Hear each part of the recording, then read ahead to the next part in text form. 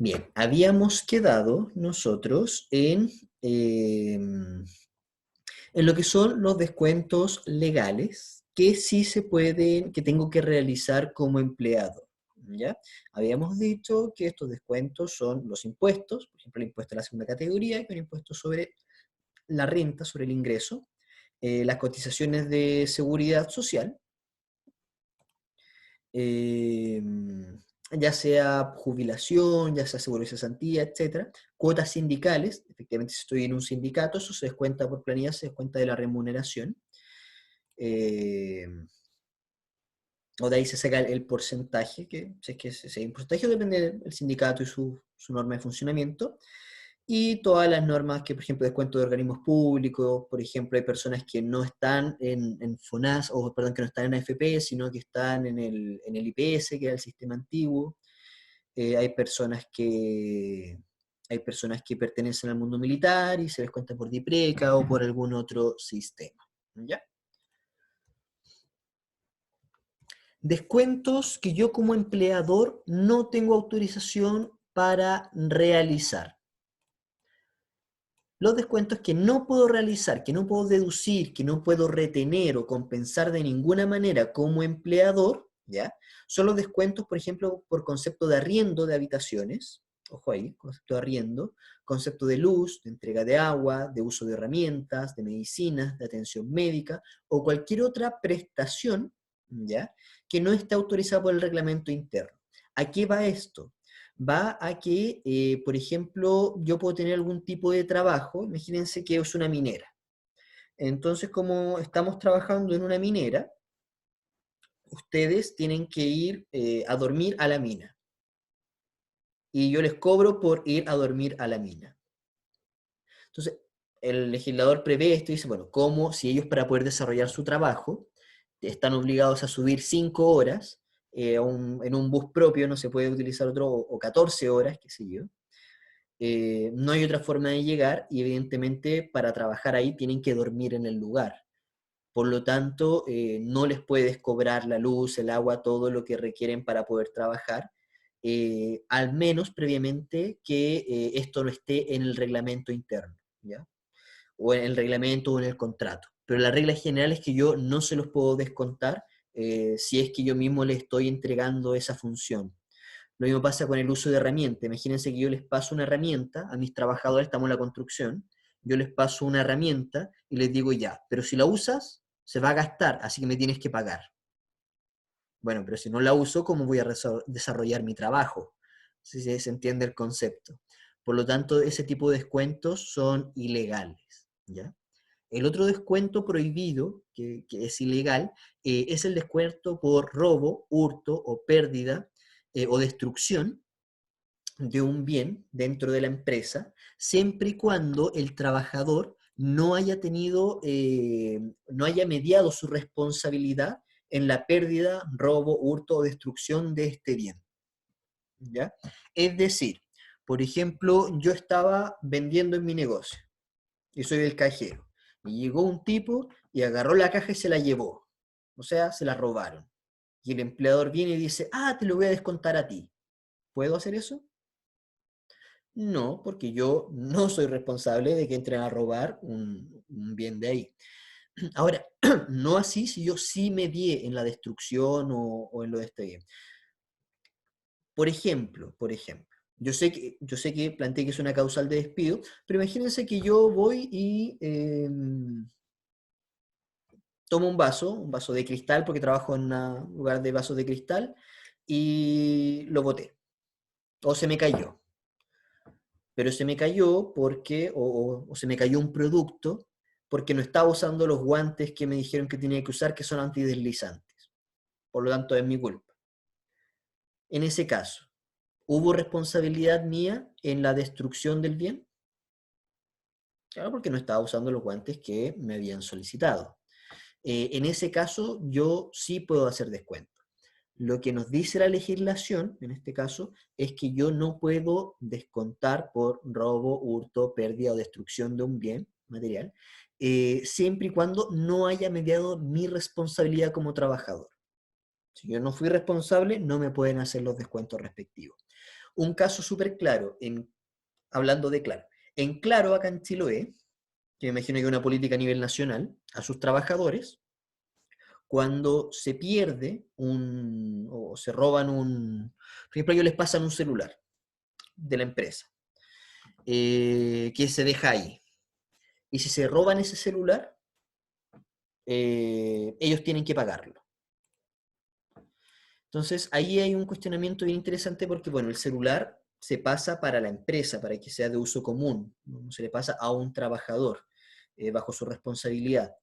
Y evidentemente si es para uso en el trabajo, durante el trabajo y es víctima de un robo o de un hurto, donde no medida responsabilidad del trabajador, no se le puede descontar a este. Y lo que hace Claro en este caso es que se lo cobra a todos los trabajadores. Y eso no lo puede hacer legalmente. Entonces, es importante que tengamos claridad en qué descuento y qué descuento no podemos hacer dentro de la legislación. Otro descuento que es muy interesante, que ustedes que son todas mujeres, si algún día se pillan con algún hombre que no sea de muy buena procedencia, no, les puede servir bastante.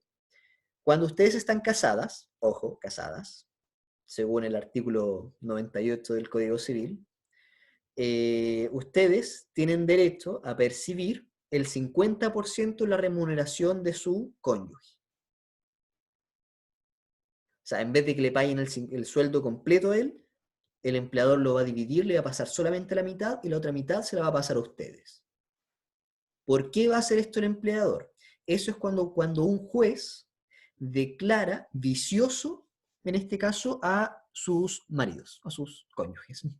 ¿Qué significa esto? Por ejemplo, una persona que es alcohólica. Los alcohólicos son personas enfermas, diagnosticadas, me diagnostica una persona con alcoholismo. Y esa persona no puede evitar gastarse su dinero en alcohol. Vamos a imaginar otro, los ludópatas. El otro día lo puse de ejemplo. Es una persona que cuando le entregan su dinero no puede evitar gastárselo apostando, por ejemplo, o jugando. Entonces estas personas que son diagnosticadas, en este caso como personas viciosas, ¿ya? Diagnosticadas por una enfermedad, la legislación permite, como yo llevo este certificado ante el empleador, y el empleador está obligado a pagar el sueldo en dos cuentas, una cuenta al trabajador y el otro 50% a la persona que designe, en este caso el juez, que debiese ser la esposa o la cónyuge. Francisca. Un ejemplo, por ejemplo, si yo trabajo y yo estoy casada, aunque lo dudo, ¿Ya? y mi marido, por ejemplo, fue diagnosticado como consumidor de droga, ¿Ya? y él hace una rehabilitación y todo, pero igual a veces compra, por ejemplo, droga. En ese aspecto, igual se puede pedir el 50% de su sueldo. Por supuesto, pero sí o sí tiene que ser declarado por un juez. O sea, un juez Ah, ya, tiene que decir que esta persona es viciosa. Por lo tanto, y como evidentemente hay que mantener una familia, hay que mantener un hogar, etc., eh, el juez decreta que el 50% del sueldo de esta persona de su trabajo se le deposite directamente a la cónyuge. y en los casos, por ejemplo, de las personas que son depresivas y en esos casos así, ¿no se puede? Ya, la ley lo que declara es vicioso, ¿ya? Ujú. Solamente vicioso. Es decir, una persona que bajo ciertos preceptos no puede actuar a los ojos del derecho. Una persona que tiene depresión puede trabajar perfectamente y puede realizar su vida normal. Claro. eh, y no tiene un mayor gasto de dinero en vicios, por decirlo de alguna manera. Es una enfermedad que va por otro lado. Esto Ya, está pensado más que nada en la gente que le pagan el día 1 y el día 2 ya no le queda dinero. En eso está pensado. ok, Y para los dos lados, hay gente que es adicta a las compras sí, innecesarias y efectivamente se gasta todo lo que gana el día 2 y después no tiene para comer. Y hay una enfermedad psiquiátrica asociada y por supuesto que puede ser declarada viciosa, no hay problema. Pero va enfocado a eso, a poder distribuir el ingreso para que la gente pueda vivir, ok. como es el enfoque. Y en este caso, también cuando uno se separa, uno como hombre, que no tiene que pagar una pensión de alimentos. Esa pensión, por ejemplo, si yo tengo ciertos antecedentes de que no estoy pagando la pensión, yo como hombre, la tuición, por ejemplo, la tiene mi esposa. No es el caso, yo no tengo hijos, pero vamos a un caso ficticio. Yo estoy casado, bueno, fui casado, nos separamos, ella tiene la tuición, y yo soy un muy mal hombre y no me hago responsable económicamente de mis hijos ni emocionalmente. Es un ejemplo. Entonces, ¿qué es lo que hizo mi esposa? Al hacer la denuncia ante los tribunales de familia, constató esta situación, se constató que yo tengo un ingreso mensual por un trabajo estable y judicialmente se decreta que se embarguen hasta como máximo el 30% de mi remuneración para se le depositen directamente a mi ex cónyuge, a mi ex esposa, para la manutención de mis hijos. ¿Se capta? Entonces, Pero si para es un que... hijo, ¿Cómo? sería el 40. ¿Cómo? Si sería un solo hijo en común, sería el 40%, ¿o me equivoco? No, en este caso, son pensiones de alimentos. Perdón, ¿Sí? es hasta el 50%, no el 30%, me equivoqué. Es hasta el 50%, ¿ya? Entonces, se entiende que yo me tengo que quedar por lo menos con la mitad de mi sueldo y el porcentaje va a ser destinado, puede ser un 40, incluso puede llegar a ser el 50, va a ser asignado por el tribunal de familia respectivo. Esto no es un trato, eso también es importante, nunca es un trato entre la esposa y el jefe de mi ex esposo, no sé si se entiende, o el jefe de mi esposo. Todo esto tiene que ser declarado por un tribunal competente, ¿ya?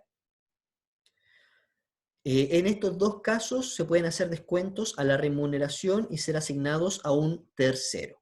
En este caso es mi cónyuge o ex cónyuge, ¿ya?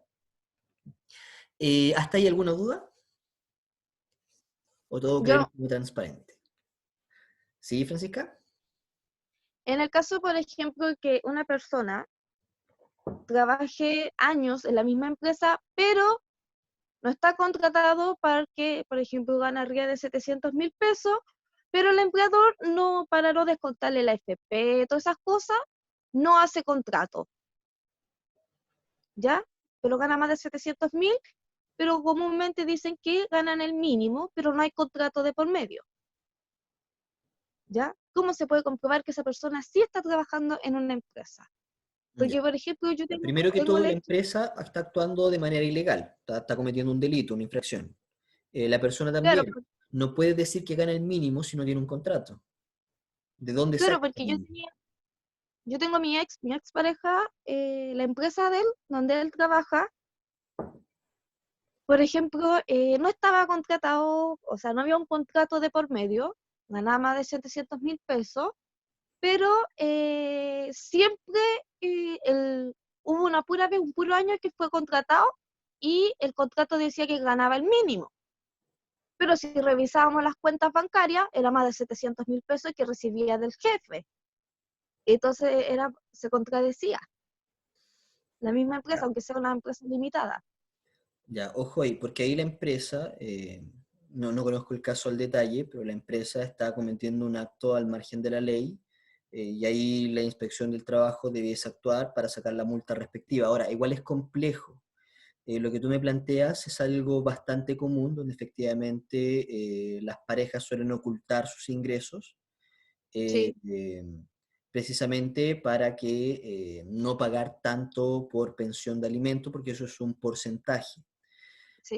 Isaura nos dice que se pide un peritaje con abogado, bueno, eso igual, igual es complejo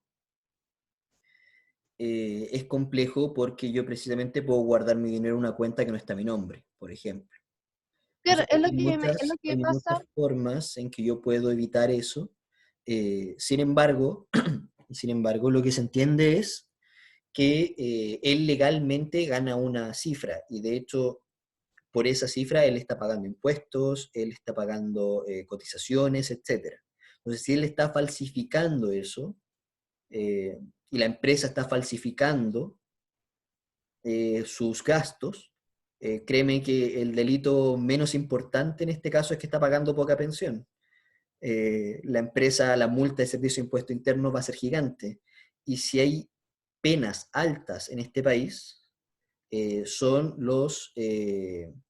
penas. Bueno, yo sé que en la tele aparece que generalmente los grandes empresarios no las pagan, pero cuando eres una persona común y corriente y estafas al Estado, las penas parten en los 10 años de cárcel. Claro, porque lo que pasa, por ejemplo, con mi expareja tenemos un hijo en común, por la cual no hay cómo mostrar renta de parte de él, por el asunto de que, como es el asunto con su empleador. Mire, yo en el Pero fondo, yo a él, sin mentir, yo lo amenacé en decirle que no costaba nada en que, por ejemplo, el Tribunal de Familia eh, ordenara de Francisca, estudiar la cuenta bancaria. ya, te voy a interrumpir un segundo porque esta igual es una situación particular propia tuya, Exacto. que podríamos conversar después. Tenemos que entender que estas clases son grabadas, son subidas en línea y eso es un asunto muy personal tuyo y estas clases son Sí, públicas. Y también porque necesitamos avanzar en cierto modo con la clase y esto nos puede llevar a una conversación de más de 2 horas y nos quedan más o menos 20 minutos. Entonces, si te parece, lo podemos conversar en algún otro momento sí, y es una orientación respectiva. Igual se agradece la acotación porque efectivamente tiene que ver un poco con esta protección. Eh, pero ¿te parece que lo veamos posteriormente a la sí, clase? sí. Maravilloso. Pero igual me gustó haber sabido que hay penas para el empleador sabiendo que Sí, está bueno, hay demoraría. varios delitos a los que los Sí, tu empleadores recurren a teléfono. veces por hacer favores y no desconocen que... Ahora, hay que ver bien el caso. Puede ser que estén dejando de pagar ciertos impuestos, puede ser que... eh, es complejo que una persona mienta en... O sea, se hace, eso es real, se hace bastante que yo miento en uno puede mentir en los ingresos, pero requiere un nivel de confianza alto con el empleador y es difícil también de comprobar esa mentira en los ingresos precisamente porque son dineros que no queda un registro de por medio. Habría que hacer una auditoría completa a la empresa, etcétera, ¿ya? Para ver qué es lo que está haciendo la empresa, cómo paga esos dineros sin poder registrarlos. Porque si yo tengo una persona que gana 300.000 pesos, pero en realidad estoy pagando 1.000.000 y no estoy registrando, estoy falsificando mis libros contables, porque estoy gastando 700.000 pesos y no los estoy registrando en mi balance. Entonces, por eso digo que tiene un nivel de complejidad un tanto más alto, ¿ya? Este caso.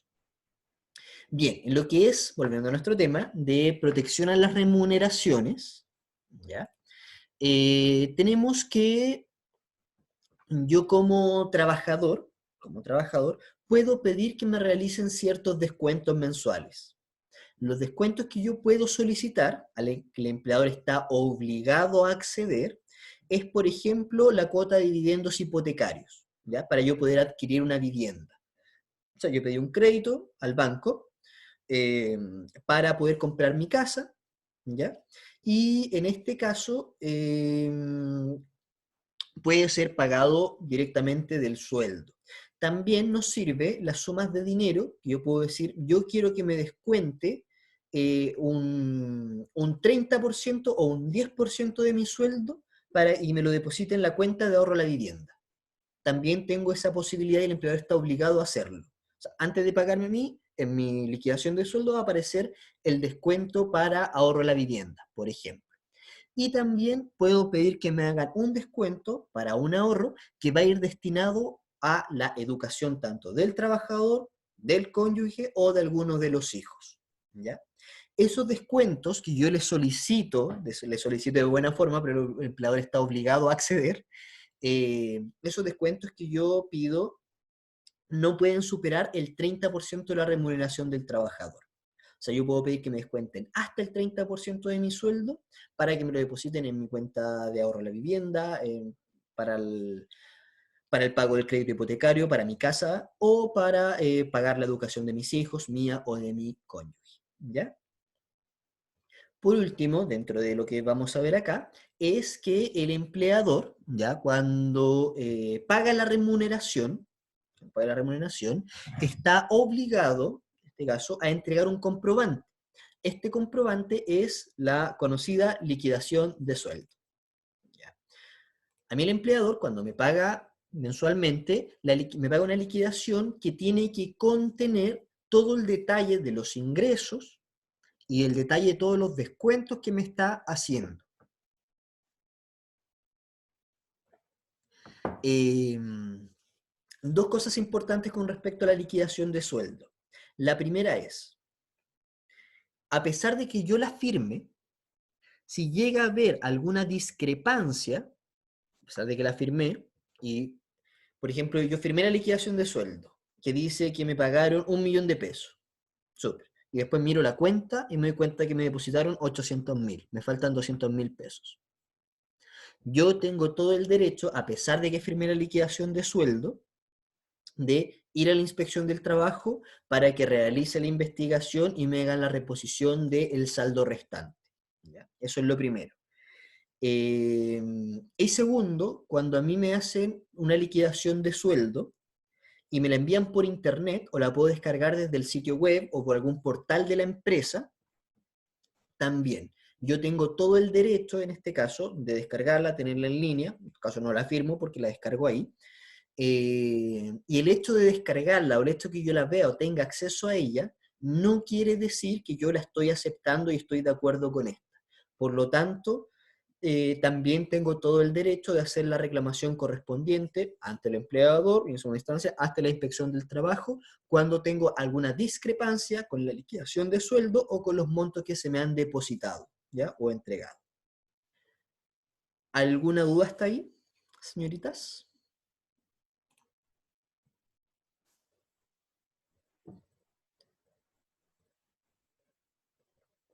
Maravilloso, va quedando todo más o menos clarito, creo. Vamos a saltar, no, vamos a conversarlo, si tenemos que pasarlo todo. Ya.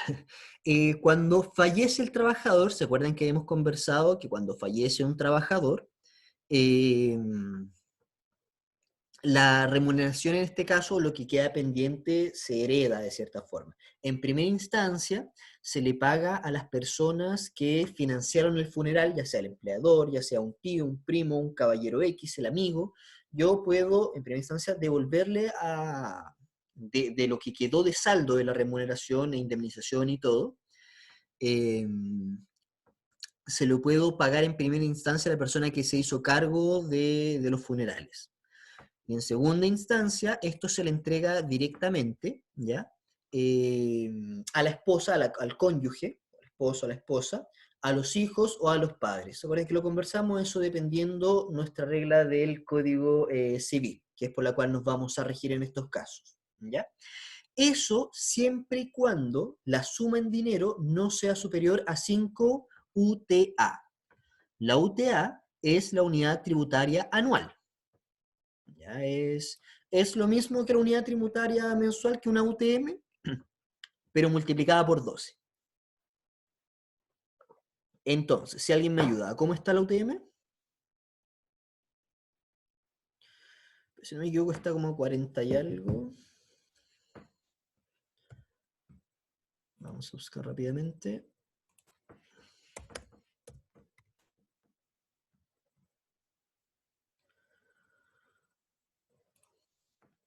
50.003, ya, entonces tengo 50.372 pesos, ya. Si yo eso lo multiplico, vamos a volver acá.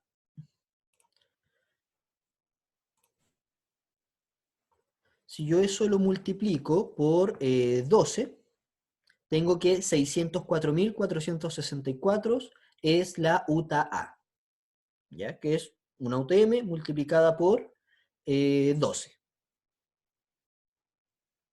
¿Ya? Esa es anual. Y si yo eso lo multiplico por 5, me va a dar 3.022.000. Es decir, si yo le debo al trabajador hoy día menos de 3.022.320 pesos, puedo hacer la repartición directa con la cónyuge, con todos. Si yo le debo más de 3.022.320 pesos, el dinero, ¿ya?, debe ser entregado o tramitado dentro de la pensión efectiva de la herencia. La pensión efectiva de la herencia es lo que a mí me tiene que pasar la AFP, como cónyuge, como hijo, etc., por el fallecimiento de, vamos a suponer que yo me morí, ¿ya? Y a mí me debían 4 millones de pesos. Bueno, no solamente el empleador tenía dinero que era mío, sino que la AFP ya dijimos que esa plata, ese dinero también es de nosotros. Como yo me morí, y me quedaron 30 millones dentro de la AFP, ya seamos más realistas, me quedaron 10 millones dentro de la AFP, ese dinero también es heredable, ya también va a pasar. Entonces se junta todo, se junta los 4 millones que me debe mi empresa, más los 10 millones que me debe la AFP, van a ser 14 millones, y eso se va a tramitar dentro de la herencia de la pensión. ¿Ya? Por lo tanto, yo se lo paso directo a la esposa, se lo paso directo a la persona que se hizo cargo de los funerales, siempre y cuando le deba menos de 5 unidades tributarias anuales a mi trabajador.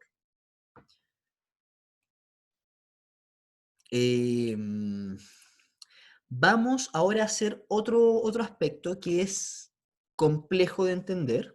¿Ya? Vamos a volver a los cálculos. Así que aquí necesito que presten mucha atención. Fijan, hemos hecho hartos cálculos. Vamos a calcular las horas extras. Nosotros dijimos que la hora extra se paga con un recargo del 50%. Es decir, yo tengo el valor hora, y el valor hora lo tengo que multiplicar por 1.5. Multiplico por 1.5 y con eso tengo el valor de la hora extra. Hasta ahí, ¿todos lo entienden? ¿Se capta? Ya. Lo que viene ahora, que es lo que es más complejo, es calcular cuánto vale mi hora. Eso es un poco más difícil, ¿ya? Lo que nos dice la ley, y lo dice la ley textualmente, dice que la hora extra, cuando yo estoy contratado por, si miran sus pantallas, 45 horas semanales, es decir, una jornada ordinaria, tengo que tomar mi sueldo mensual, ¿ya? Que en este caso lo que yo tomo, vamos a tomar el sueldo mensual, en este caso lo que se toma es el sueldo base, ojo ahí, voy a tomar mi sueldo base mensual, y lo voy a multiplicar por 30. Perdón, lo voy a dividir por 30, después lo voy a multiplicar por 28, después el resultado lo voy a dividir por 180. Y eso me va a dar mi valor hora. Suena un poco complejo, así que lo que vamos a hacer ahora,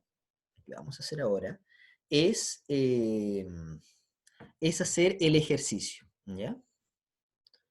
Para que lo veamos en un sentido más práctico.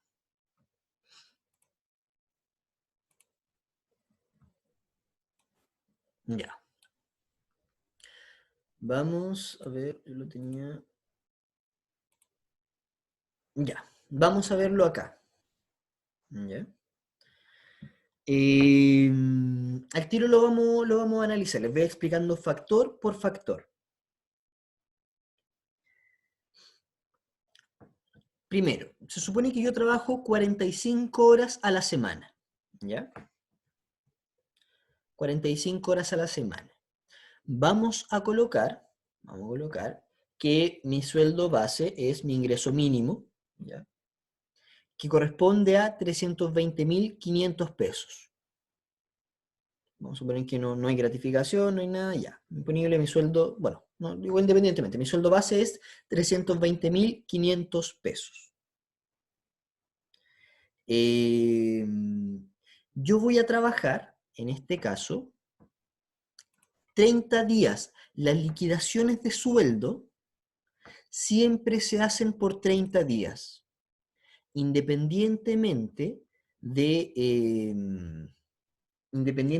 de la cantidad de días que haya trabajado efectivamente. Yo la liquidación siempre la voy a hacer por 30 días. Entendiendo, o sea, me refiero a que yo en la realidad, aunque no falta el trabajo, puedo ir 20 días a trabajar, puedo ir 24 días a trabajar, nadie trabaja los 30 días del mes. Pero la liquidación la hacemos en un base de 30. Vamos a suponer que yo días de la semana se multiplica por 28. ¿Por qué? Porque yo estoy trabajando 4 semanas. ¿Ya? 4 semanas. Cada semana tiene 7 días. Y como yo trabajo un mes, se compone de 4 semanas, se supone que yo trabajo 4 semanas, en realidad estoy trabajando 28 días, en teoría. Suena un poco complejo, pero súmelo por semana. Ahí estamos sumando cuántos días a la semana efectivamente corresponden dentro de un mes. Horas mensuales. Tengo las horas semanales, por eso se multiplica por 180. Tengo las horas y lo multiplico por esa misma cantidad de horas, pero mensuales, es decir, por 4. ¿Ya? Y eso me va a dar a mí el valor hora. Es decir, tomo mi sueldo, vamos a hacerlo acá. Voy a tomar mi sueldo, lo voy a dividir en la cantidad de días, lo voy a multiplicar por los días que tienen, por 4 semanas, básicamente lo voy a multiplicar por 4 semanas, y lo voy a volver a dividir por la cantidad de horas mensuales. Y eso me va a dar mi valor de hora. Suena difícil, es una fórmula que está preestablecida, y eso me da mi valor hora. Y el valor hora extra simplemente tomo esta cifra y la multiplico por 1.5. Y eso me da mi valor de hora extra. Hay una forma mucho más fácil de hacer esto, ¿ya? Se los voy a mostrar acá. Hay una forma mucho más fácil, que es con esta tabla, que es una tabla de factores de cálculo de valor hora extraordinaria, ¿ya? Que es mucho más simple, mucho más simple.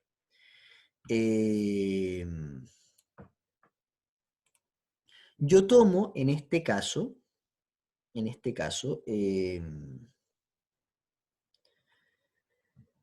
el factor, miro acá, aquí hay una serie de factores que me dicen trabajador con sueldo mensual, trabajador con sueldo semanal, trabajador con sueldo diario. Vamos a suponer que a todos nos están pagando mensualmente, que es lo más común.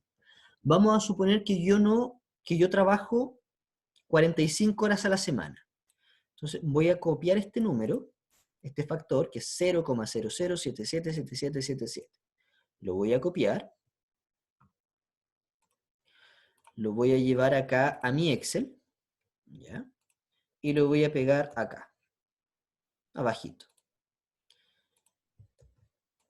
Sabemos que mi sueldo por 45 horas era 320.500. Entonces yo lo único que voy a hacer es multiplicar esto por el factor. ¿Se fijan que da exactamente lo mismo?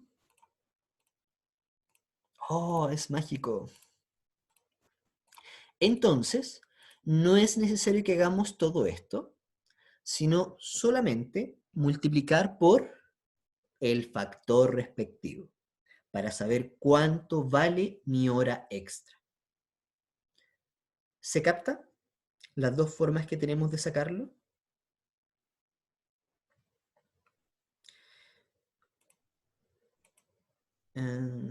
Isaura, ¿nos ibas a comentar algo? No, ya lo aclaro, gracias. Sí, ya. Muy bien, muy bien. Entonces, yo este cálculo lo puedo hacer viendo acá cualquier tipo de hora. Por ejemplo, si yo trabajo 44, 43, 42, supongamos que yo trabajo 30 horas a la semana, ¿ya? Perdón, claro, a la semana, y me pagan mensualmente. Tomo este factor, ¿ya? Lo voy a copiar. Me voy a ir acá, a nuestro Excel.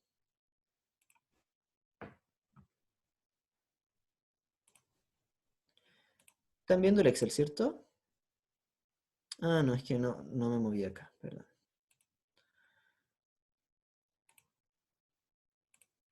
Ya, ahora están viendo acá. Entonces vamos a suponer que yo trabajo 30 horas. De esos 30 horas, yo voy a tomar el factor, lo voy a copiar. Me voy a ir a nuestro Excel y voy a decir, aquí trabajamos 30 horas.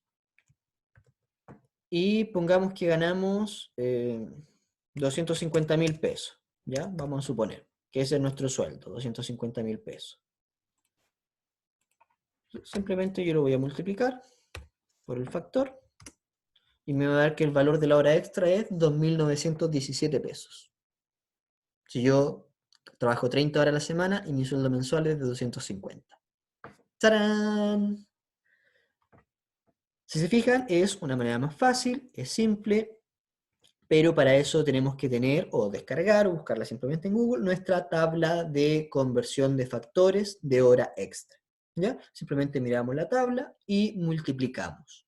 Es mucho más simple y no tenemos que hacer este ejercicio que era un poco más engorroso.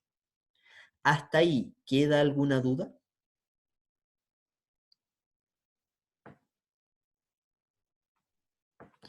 ¿Qué pasa con los que tienen un sueldo base de 5.000? Ahí como vemos su hora extra si trabaja 30 y cómo saber su valor hora. Lo que pasa es que no puedes tener un sueldo base de 5.000 pesos.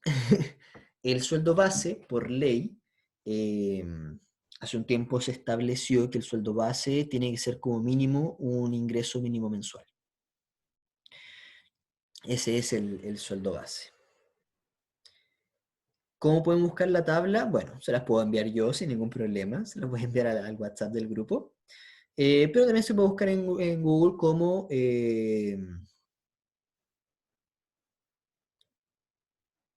¿a qué te refieres con PT? ¿Part-time? Ah, ya, lo que pasa es que recordemos que aquí estamos hablando de efectivamente, tenemos que sacar la proporción, ¿ya? Tenemos que sacar la proporción. Para tener un sueldo base tan bajo, alguien está haciendo algo muy, muy mal. Muy mal. No puedo tener un sueldo base tan bajo. No es legal, aunque trabaje 30 horas, tengo que sacar un sueldo proporcional, ¿ya? Se saca un sueldo proporcional, pero no puedo pagar un base de 5.000 pesos. Isaura, ¿habías levantado la mano? No, no, Lorena. Ah, profesor. perdón, fue Lorena. Fue Lorena, perdón. Lorena, ahora sí. Ay, no, disculpe, profesor, ya estuvo aclarado lo que le iba a preguntar. Ya, ok. Claro, efectivamente, digo, ¿cómo lo saco si la persona gana un base de? Pero el base tiene que ser proporcional en este caso. Antes sacamos la cuenta, creo que la dejamos acá. Claro, en este caso tendría que tener un base de 213, que trabaja 30 horas, part-time. 30 horas ya es un horario part-time, o bueno, menos de 30 horas part-time. Entonces no puede tener un sueldo de 5.000 pesos, efectivamente. Se nos está acabando la clase de hoy día, ¿ya? Nos queda menos de un minuto y nos queda